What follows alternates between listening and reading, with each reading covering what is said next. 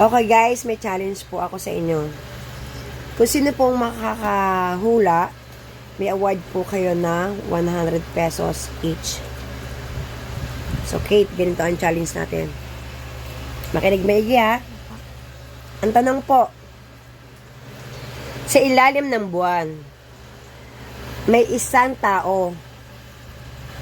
So ang tanong, ano ang dala ng tao? So, 100 pesos po. Kung masasagot niyo po, go Kate. Anong sagot dun sa tanong ko? Uulitin ko po. Sa ilalim ng buwan, may isang tao. Ang tanong, ano ang dala-dala ng tao? Okay? Baby. One? Ano? Baby. No. Lakasan mo, Kate. Baby. No, isa pang hula. Bibigyan kita ng chance. Dahil maganda ka. Ang tanong ulitin ko. Sa ilalim ng buwan, may isang tao. Ano ang dala-dala ng tao?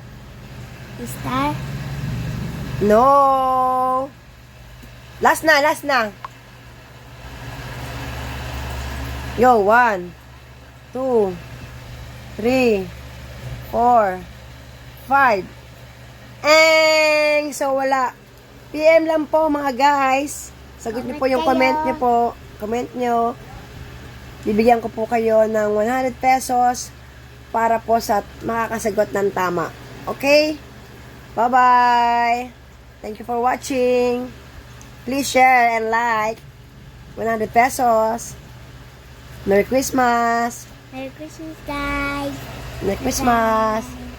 Comment down below.